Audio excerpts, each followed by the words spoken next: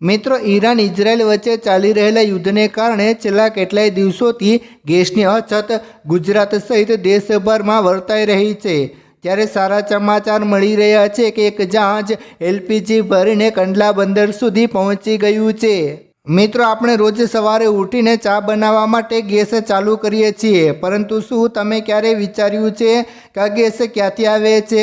હજારો કિલોમીટર દૂર મિડલ ઇસ્ટના દેશોમાંથી દરિયાઈ માર્ગે એલપીજી ગુજરાતના કંડલા બંદર સુધી કેવી રીતે પહોંચે છે અને ત્યાંથી લાલ સિલિન્ડરમાં ભરાઈને તમારા ઘર સુધી પહોંચવાની પ્રોસેસ શું છે? આજે આપણા મેજિકલ જર્ની વિશે વાત કરીશું, જે જાણીને તમે પણ હેરાન થઈ જશો।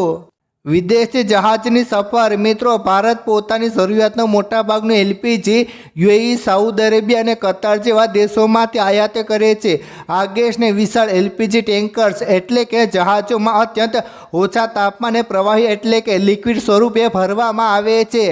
હાલમાં જે જગવસંત જેવા જહાજો જ્યારે હોર્મુઝની સમુદ્ર ધુનીમાંથી પસાર થાય છે, ત્યારે ભારતીય નૌકાદળ તેને સુરક્ષા આપે છે, જેથી કોઈ અડચણ વગર તે ગુજરાતના દરિયાકાંઠે પહોંચી શકે।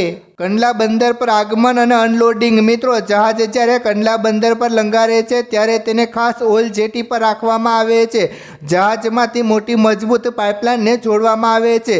પંપ દ્વારા જહાજમાં રહેલું પ્રવાહી એલપીજી બંદર પર બનેલી મોટી ટર્મિનલ ટેન્કરમાં ટ્રાન્સફર કરવામાં આવે છે। સ્ટોરેજ। મિત્રો, કંડલામાં આઈઓસીએલ, બીપીસીએલ અને એસપીસીએલ જેવી કંપનીઓના મોટા સ્ટોરેજ હબ છે। અહીં આ ગેસને ખૂબ જ કાળજીપૂર્વક સ્ટોર કરવામાં આવે છે। ટર્મિનલથી બોટલિંગ પ્લાન્ટ સુધી। મિત્રો, બંદર પરથી ગેસ તમારા શહેર સુધી પહોંચાડવા માટે બે રસ્તાઓ અપનાવે છે। પાઇપલાઇન।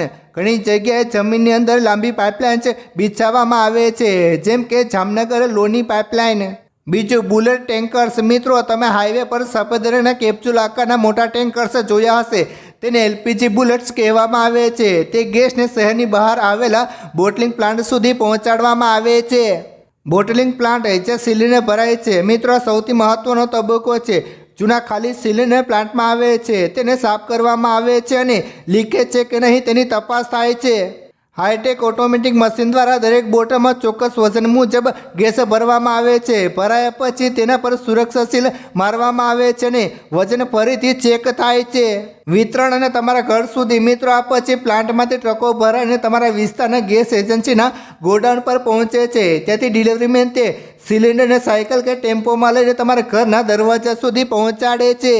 તો મિત્રો, આ તે કંડલા બંદરથી તમારા રસોડા સુધીની એલપીજી ગેસની રોમાંચક સફર। યાદ રાખજો, જ્યારે પણ નવો ગેસ સિલિન્ડર લો ત્યારે તેનું સીલ ચેક કરો ને ડિલિવરી મેન પાસે લીકેજ ટેસ્ટ કરાવો। જો તમને આ માહિતી ગમી હોય તો વિડીયોને લાઇક કરજો અને અમારી ચેનલને સબસ્ક્રાઈબ કરજો અને જેમ બને તેમ આ વિડીયો શેર કરો, લોકોને દેખાડો, જેથી ને બધાને જાણ થાય કે આ ગેસ તમારા ઘર સુધી કેવી રીતે પહોંચે છે। ધન્યવાદ।